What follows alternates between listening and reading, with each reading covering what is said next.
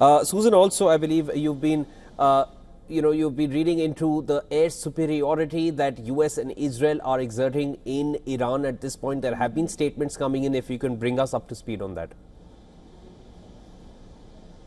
Yeah, yesterday, General Kane said that America has air superiority when he had a press conference. And today we heard from the Israeli ambassador to the United Nations, who made clear that the Israelis and the United States military have air superiority, not full control of the Iranian airspace.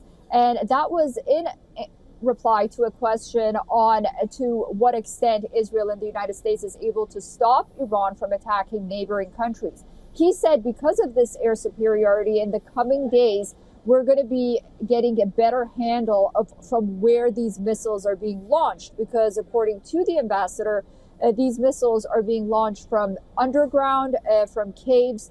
And once they have that sort of full control of the airspace, then they can target those areas. And he believed that Iran's military capabilities in the next 24 hours to 36 hours is significantly going to be diminished. So that was an interesting point that he made at the UN today. Also, Susan, we were going over this report of the CIA reportedly working to arm Kurdish forces to spark an uprising inside Iran. That really brings out a very different dimension to this ongoing conflict, because there is a certain amount of talk about how nothing much has changed on ground, whereas a lot of the missile program has been diminished. A lot of these have been destroyed. But on ground, Iran is already reeling for its next leadership in the similar regime. So is this perhaps the next front of the war going to be sprouting internally?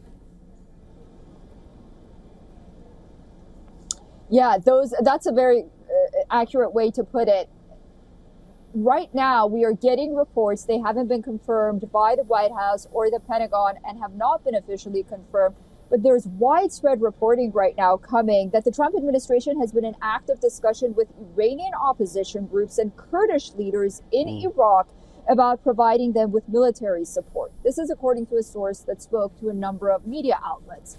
Now, this is very significant considering the fact that because President Trump continuously calls on the Iranian people to go to the streets and take over their own government, and that has been deemed impossible because they're unarmed and they don't. All of the arms and all of the military equipment is in the hands of the IRGC. So we saw what happened when the Iranians went to the street and tried to demonstrate. They got shot at. So this is going to really change the equation if it's accurate, and it might also put to rest those concerns that American boots on the ground need to happen, because if the Kurdish from Iraq and these Kurdish regions are on the border of Iran and Iraq, and some opposition groups that perhaps the CIA has been talking to that we're not aware of, if they are armed, then that the situation is going to completely change. That will change the dynamic completely. It won't be what happened in terms of the crackdown on the protests, but because these will not be regular protesters and definitely not unarmed protesters. As far as boots on the ground are concerned, Susan, I think for the large part, I don't think either Israel or US seem keen on having their boots on ground. I think air superiority is what they want to take further, and air strikes is what they want to continue with. Do you read it the same way? Absolutely.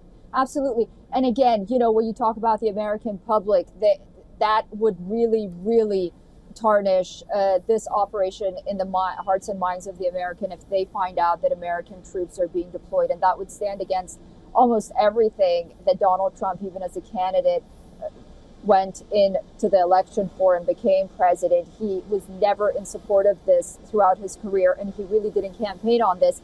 Although there is this concern that they have not ruled out boots on the ground when they were asked in the last few days. But you're right. It's very hard to imagine that you would see that. And you see that, I understand that everyone wants to compare it with previous wars that America has been involved with. But this war has already proved to be so much different, not only because of the technological aspect of it, but the way that information is being shared as well.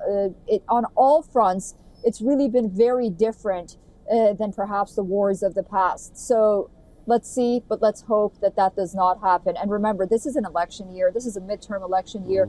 That would really, really jeopardize the Republicans if we see boots on the ground, notably Americans in Iran. Susan, before we let you go, I want to also discuss this with you. I had been keeping this question in mind. The Western countries coming closer to the US or standing with the US in this conflict, we've seen the Western countries, it's a very visible hesitation. We'll give you our base, but use it only for defensive activities, and then there is a drone which comes and hits it in Cyprus. This is what happened with the UK. Spain has made it clear they will not let their bases be used. And it was pretty apparent that Donald Trump was miffed about it. He said, well, it was unfriendly, and if he wanted to use their base, we'll still go ahead and use it, with Frederick Merz sitting right next to him.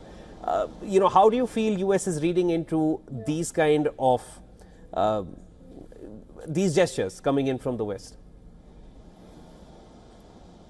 Yeah, that's a very valid point, and it really shows the challenges and the cracks that exist between NATO member states in trying to, on the one hand, all of them in unison support and agree that Iran should not have a ballistic missile program, Iran should not have a nuclear weapon, Iranian activities and its proxies in the region should stop. They all agree with that, but they are very hesitant in entering this war directly. While some smaller countries like Albania and the Czech Republic have been very cooperative, but those big countries like the UK, you mentioned Spain, of course, but even France and Germany, whose chancellor was sitting next to President Trump today at the White House, they've been hesitant in going and providing all-out support for this war. Now, this may change, but their off-ramp, in my opinion, has been, and we saw in this case of the UK, their off-ramp is they may not let the U.S. use its bases, but then they deploy troops under the guise and excuse of protecting their own assets or helping the Gulf countries in those neighboring countries around Iran. But they're very concerned about a wider war. Susan, fine, we'll let you go for now. There will be more to discuss. You'll be on the broadcast again. That was Susan Tehrani getting us the latest from New York.